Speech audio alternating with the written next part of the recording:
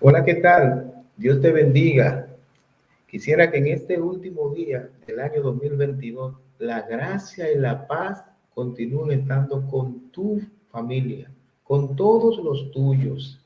Este canal, Iglesia Bautista Puente de Luz, y mi persona, Luis Alberto Paulino, te deseamos un próspero, un feliz, un bendecido año nuevo y un alegre y divertido comienzo del año 2023. Que el Señor inunde tu vida e inunde tu familia con muchas bendiciones.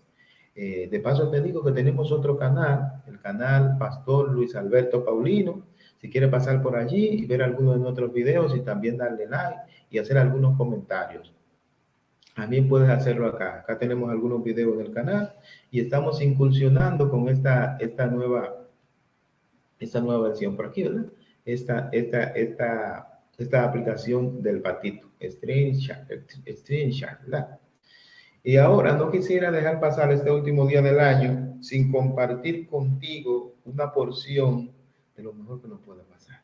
La palabra del Señor. Quisiera que me acompañara con tu Biblia allí en tu lugar a Mateo capítulo 9 del verso 1 al 8.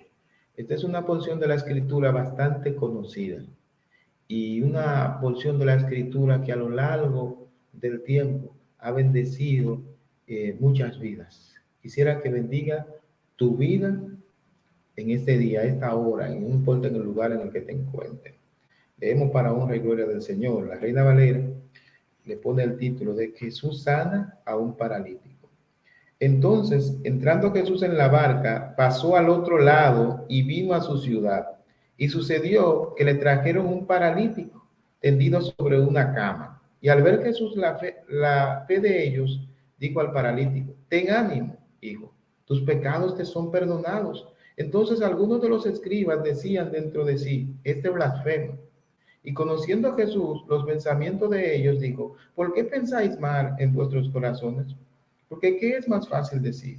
¿Los pecados te son perdonados? O decir, levántate, anda, pues para que sepáis que el Hijo del Hombre tiene potestad en la tierra para perdonar pecado, dice al paralítico, levántate, toma tu cama y vete a tu casa.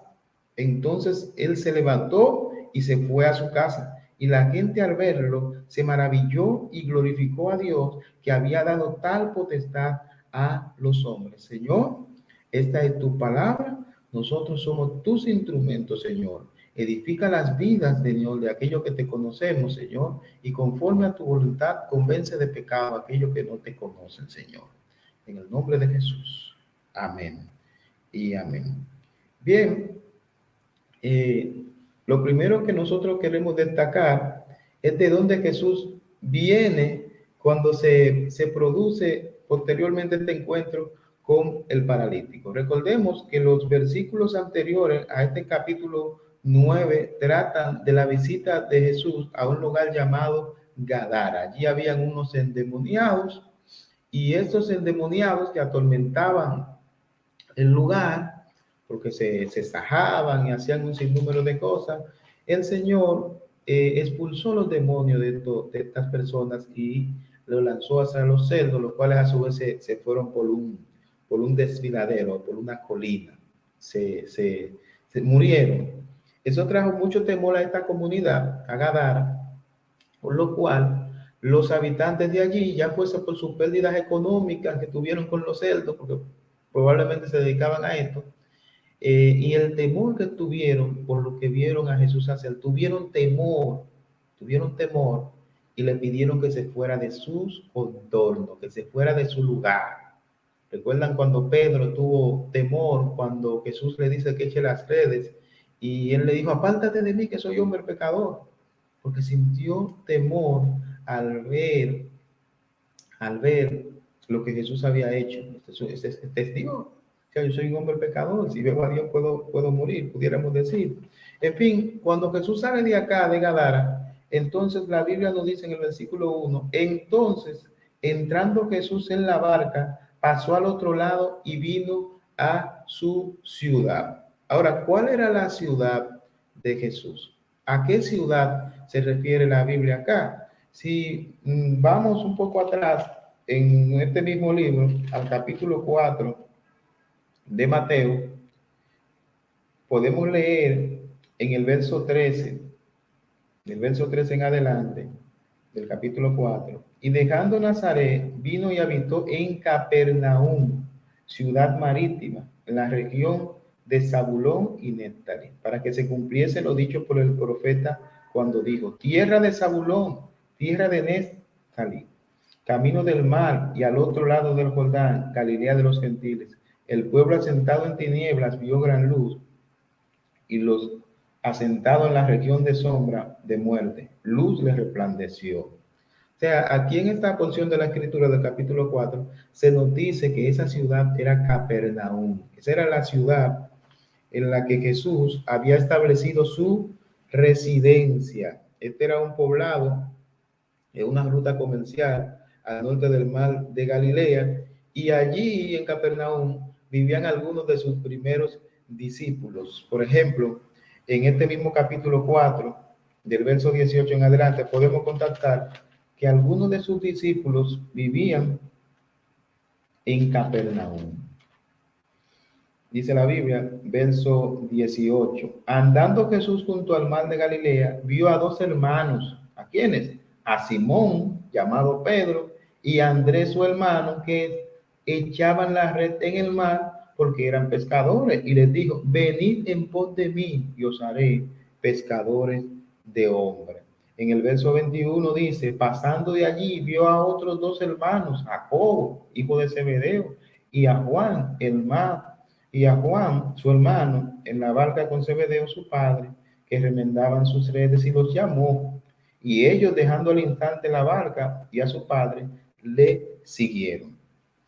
En el mismo capítulo 9, nosotros vemos en el verso 9, pasando Jesús de allí, vio a un hombre llamado Mateo, que estaba sentado al banco de los tributos públicos, y le dijo: sígueme. Y se levantó y le siguió.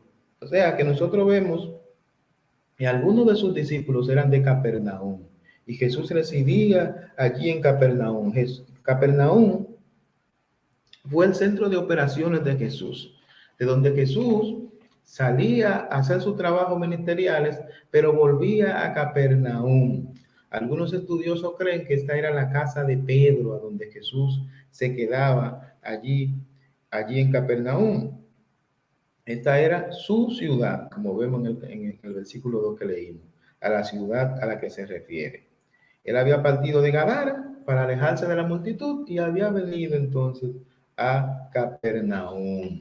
Y en el verso 2 nosotros vemos lo que sucedió luego que él vino a su ciudad, luego que vino a Capernaum, luego que vino a su casa. Dice: y sucedió que le trajeron un paralítico tendido sobre una cama. Y al ver Jesús la fe de ellos, dijo al paralítico: ten ánimo, hijo, tus pecados te son perdonados.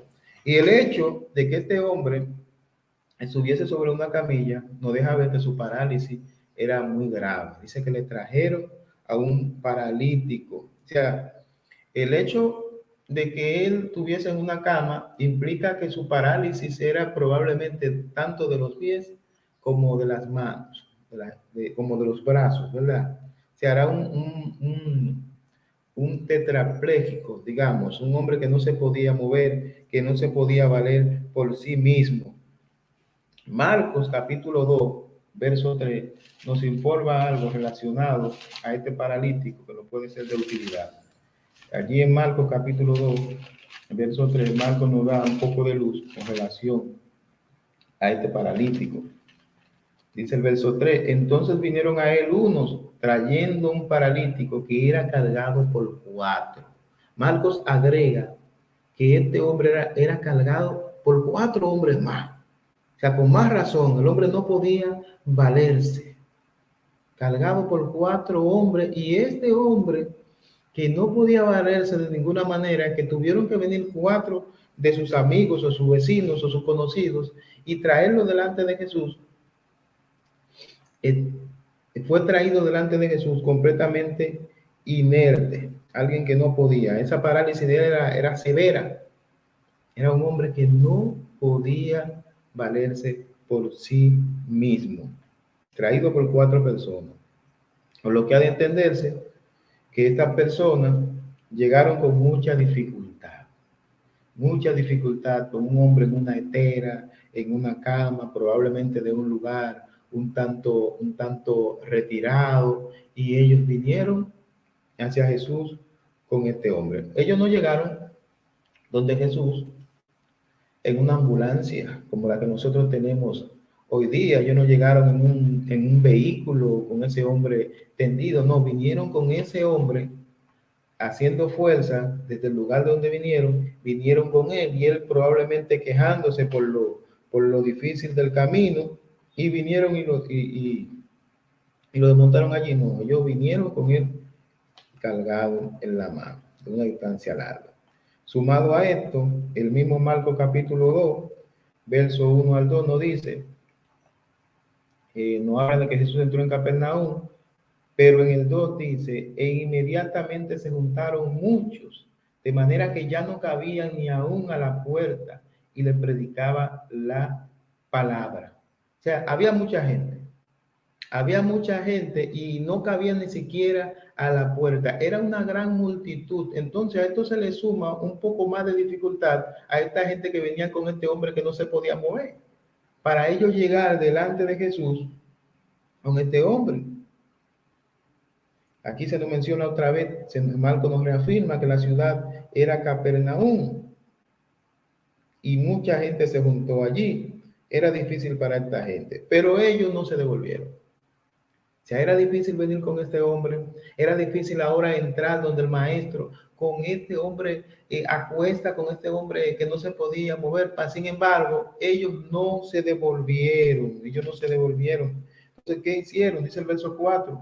Y como no podían acercarse a él a causa de la multitud, descubrieron el techo de donde estaba y haciendo una abertura, bajaron el lecho en que yacía el paralítico.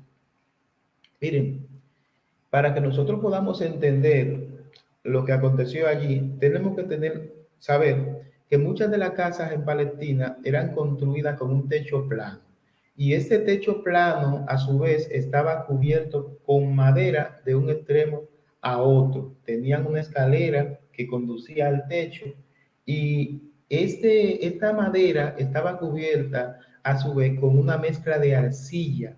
Esa mezcla de arcilla se ponía dura y esto entonces cubría la vivienda para que el agua no penetrara. Por lo regular eran lugares frescos, pero es en una vivienda como esta donde estos hombres suben por esa escalera que está a los lados y entonces hacen una abertura en medio de esta casa.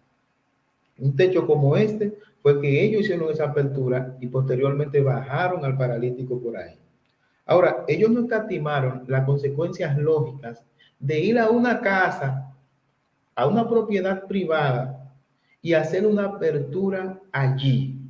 Nada de eso lo detuvo a ellos, no lo detuvo la multitud, no lo detuvo la condición del paralítico, no lo detuvo la distancia, tampoco lo detuvo que esa fuese una casa ajena, como decimos acá, una casa de propiedad privada. Se necesita mucha seguridad, se necesita tener mucha fe para usted arriesgarse e ir a una casa que no es suya y hacerle un hoyo allí y bajar al paralítico ante el Señor. Se necesita estar muy confiado y tener mucha fe en que el Señor va a hacer la obra que usted espera de él. Cualquiera pudiera decir en el vecindario, pero ¿y si a ese hombre se le zafa a esa gente? ¿Y si ese hombre se le cae a esa gente haciéndose ese hoyo allí, bajando ese hombre por cuerda, como lo bajaron? O sea, ellos no escatimaron nada de eso y probablemente si nosotros vemos en nuestras calles o en nuestro sector alguien hacer eso, lo más lógico es que usted y yo pensemos que esos 4 hombres que vienen a una casa ajena y hacen un hoyo tienen que estar un poco más de la cabeza. Eso es lo que nosotros podríamos pensar y cualquier psicólogo moderno podría llegar a cierta conclusión. Esta gente está loca, esta gente tiene problemas. Pero es interesante que Jesús no llegó a esa conclusión. Eso no fue lo que Jesús pensó de estos 4 hombres que vinieron con este paralítico. Eso no fue lo que Jesús pensó. Vea el verso 2 de nuestro pasaje en cuestión. Y sucedió que le trajeron un paralítico. Dice que estaba tendido sobre una cama. Pero ¿qué fue lo que Jesús vio? Dice, y al ver Jesús la fe de ellos, Jesús no vio que esta gente estaba loca. La Biblia nos dice que Jesús vio la fe de ellos. Eso fue lo que Jesús vio. Jesús no vio que ellos estaban irrumpiendo en una propiedad privada, no. Jesús vio la fe de ellos. Jesús no concluye que esta gente está ingiriendo algún narcótico, que tienen algún problema mental, no. Jesús vio que estas personas tenían fe. Tanto el paralítico que se dejó traer por ellos, y tanto ellos que vinieron y le trajeron y pasaron todo lo que había delante para llegar allí. Jesús ve que lo que había detrás de este esfuerzo, que lo que había detrás de esta diligencia, era la fe que ellos tenían en Jesús. Y Mateo nos informa que Jesús vio la fe de ellos. O sea, su acción estaba concatenada con su fe.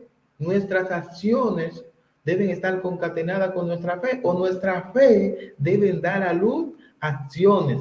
La fe no puede ser muerta. O sea, si tienes fe, tienes que accionar en base a esa fe que tú tienes. Nuestra fe debe traducirse en acciones que nos conduzcan a la presencia de aquel que puede hacer posible a aquellos que no es posible para nosotros. Eso fue precisamente lo que esas personas hicieron.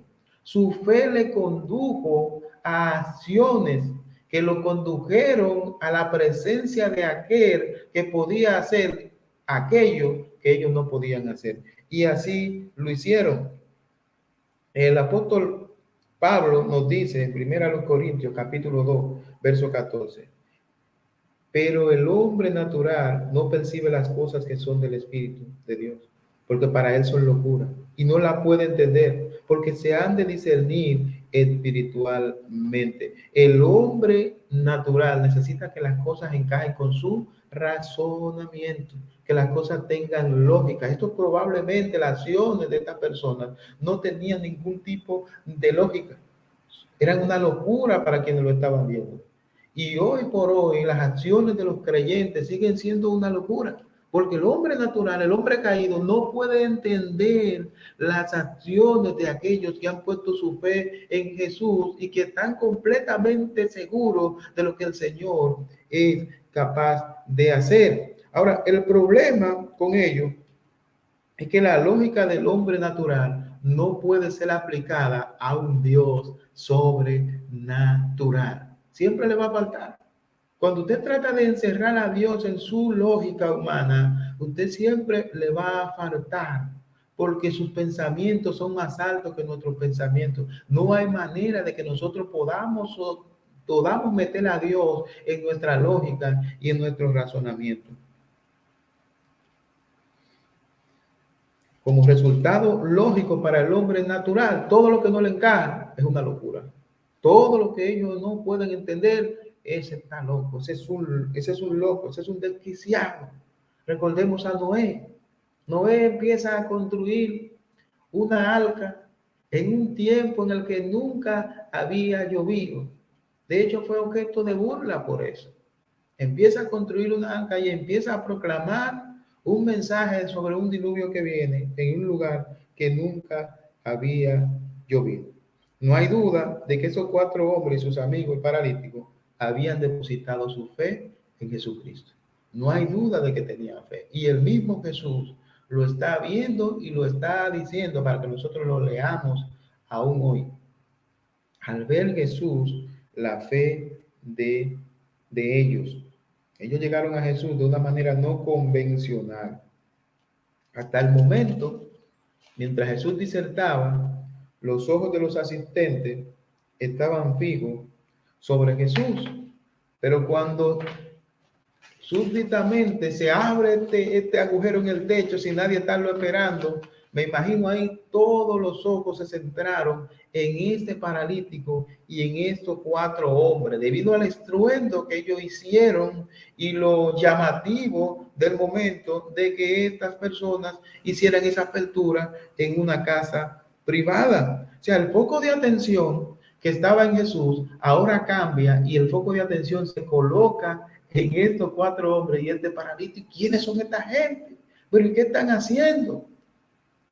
No sabemos cuántas cosas pasaban por la mente de los asistentes, pero lo que sí nosotros vemos es que independientemente de que fuese llamativo el hecho de que ellos hicieran esta apertura en el techo de un lugar privado, nosotros no vemos un cuestionamiento de la multitud en este pasaje y lo único que vemos que Jesús ve es la fe de ellos y no vemos a la multitud cuestionándolos a ellos. Ahora, lo que sí nosotros vemos en el versículo 2 es que Jesús le dice, luego que ve la fe de ellos, en el mismo verso 2 dice la Biblia, dijo al paralítico, ten ánimo, hijo, y tus pecados te son perdonados.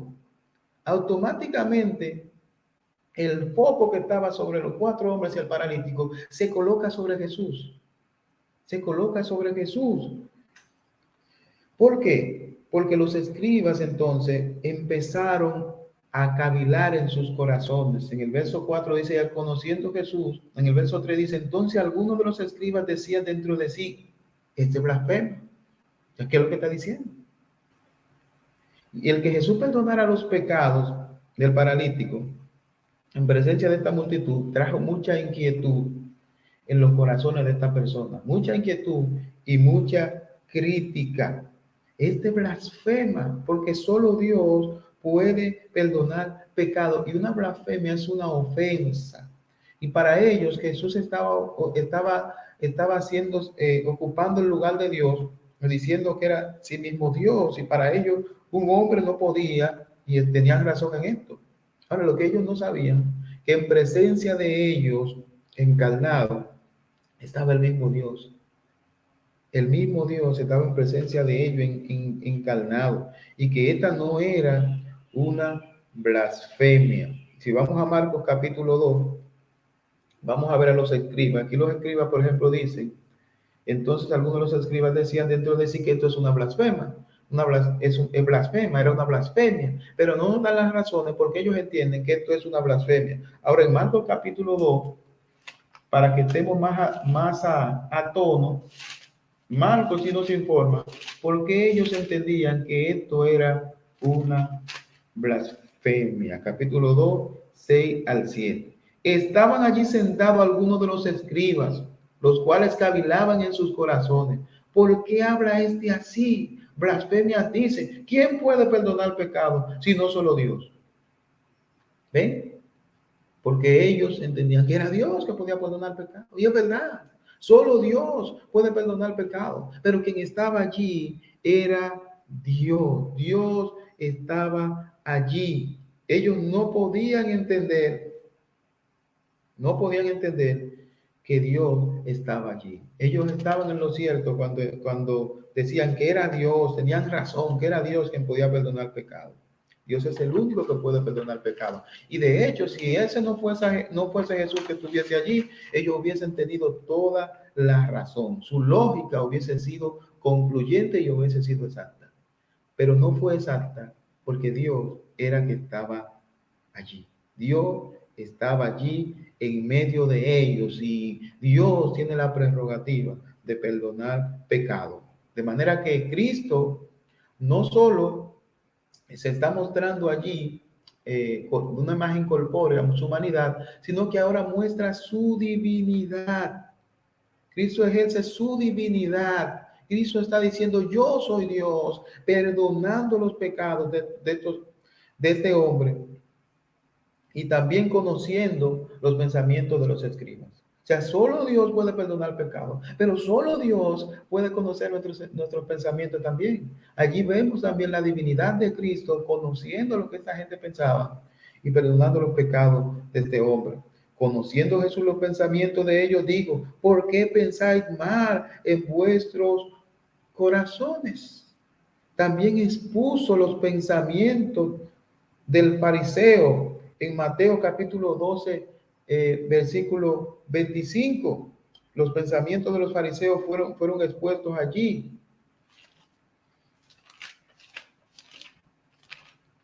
12, verso 25, la Biblia dice allí: sabiendo Jesús los pensamientos de ellos, le dijo: todo reino dividido contra sí mismo es asolado, y toda ciudad o casa dividida contra sí misma no permanecerá. En la fiesta de la Pascua, en Juan capítulo 2, verso 23 al 25, la Biblia también nos dice que Jesús no tenía necesidad de que se le dijera nada del hombre, porque Jesús conocía a todos los hombres. ¿Se imaginan la expresión de esta gente cuando Jesús expone los pensamientos que ellos tenían en su foro interno allí?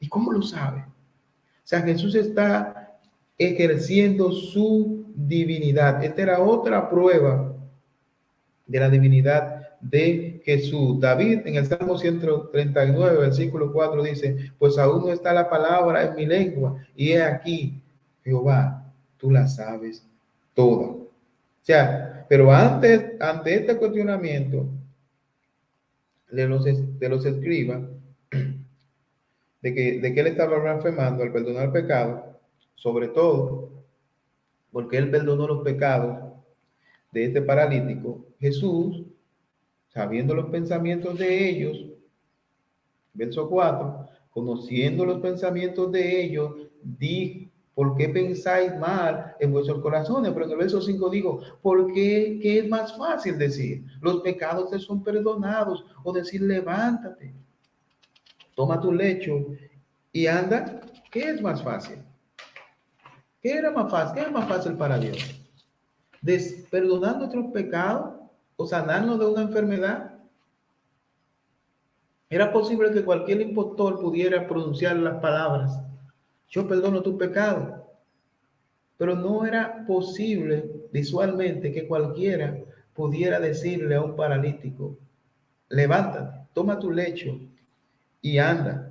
De manera que los escribas están viendo a Jesús como un impostor, pero Jesús le dice: para que ustedes sepan que el Hijo del Hombre tiene autoridad, para que ustedes vean quién soy yo, para que ustedes vean que yo soy Dios, digo al paralítico: toma tu lecho, levántate y vete a tu casa, para que sepáis que el Hijo del Hombre tiene potestad en la tierra para perdonar pecado.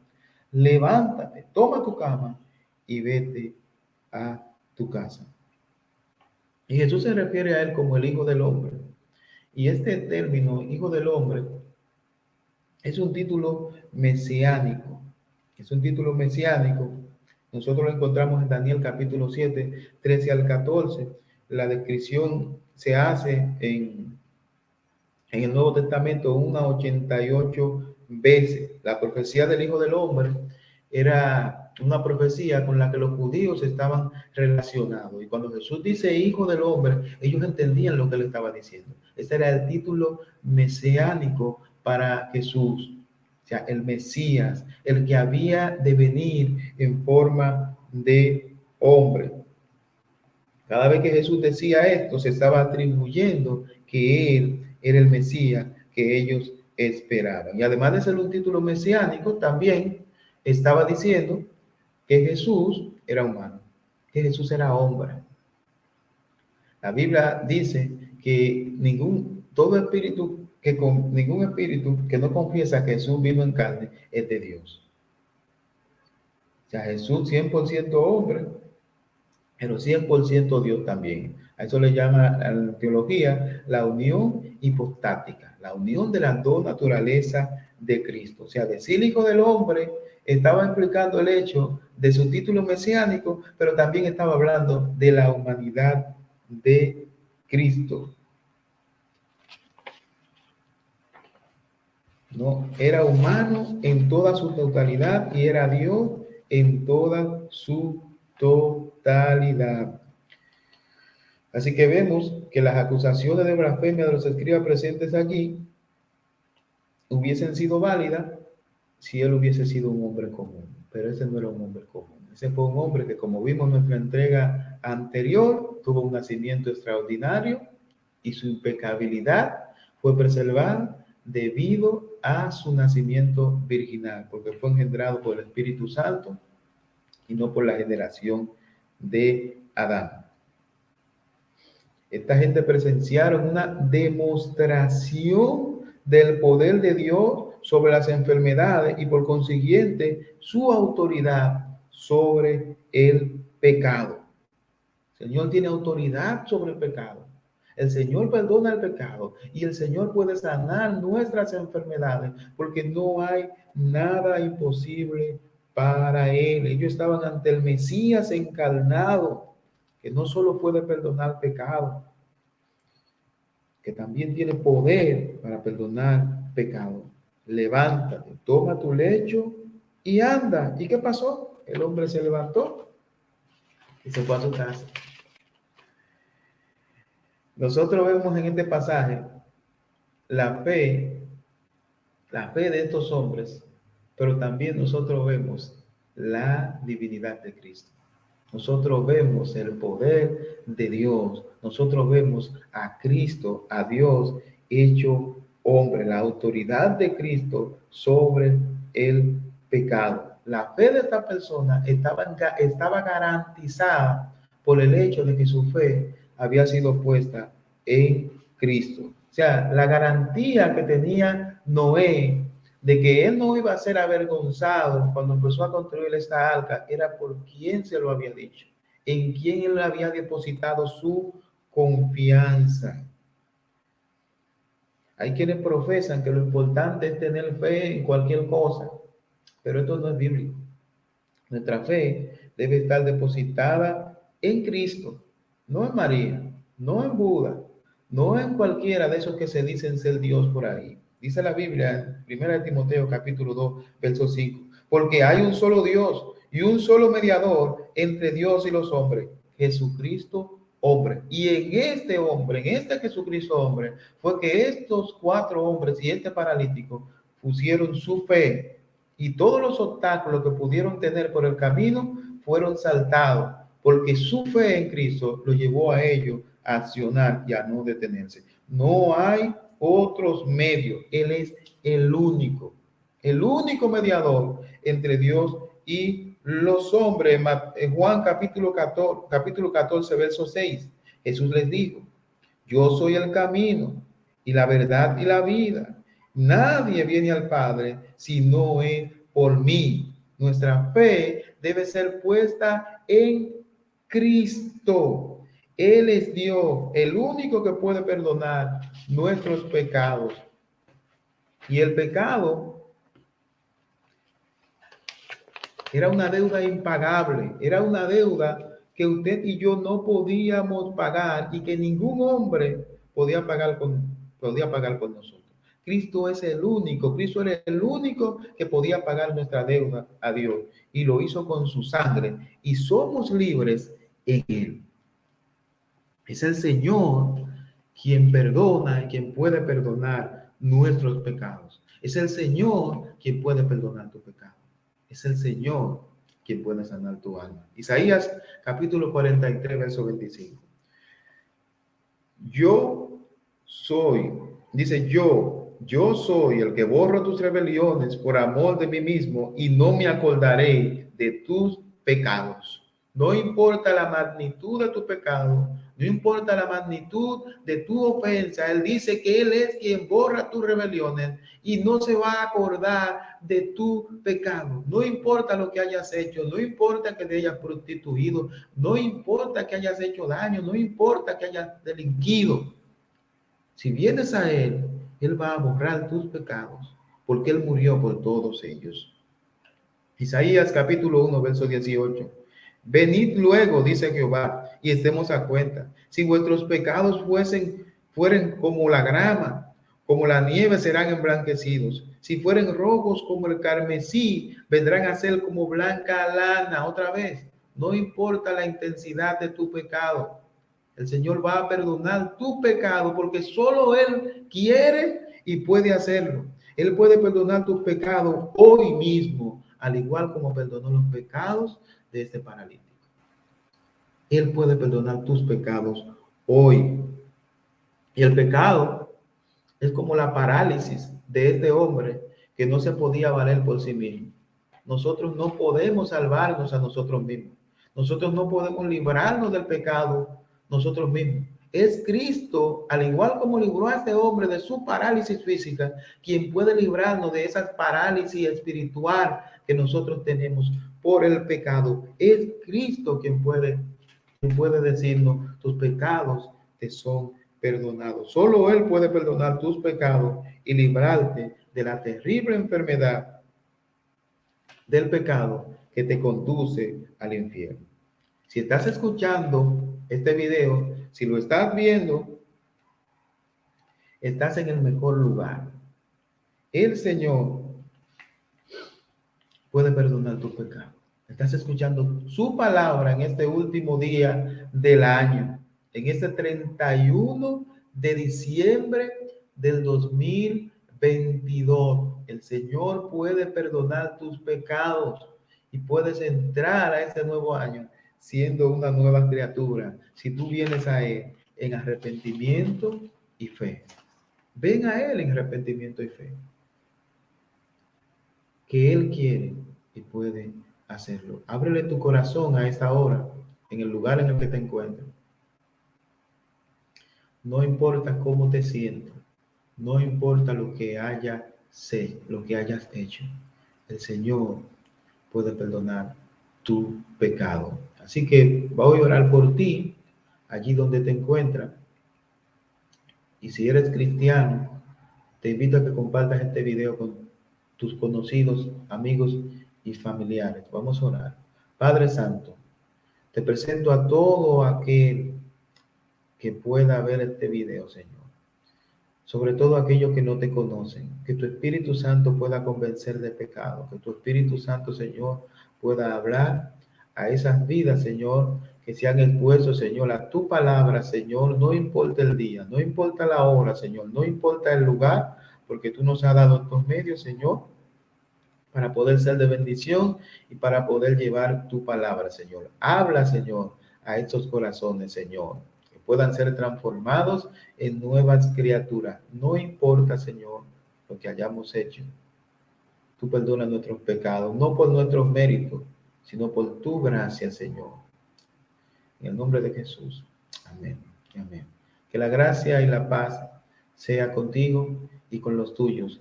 Feliz año 2023. Que Dios te continúe bendiciendo. Muchas gracias.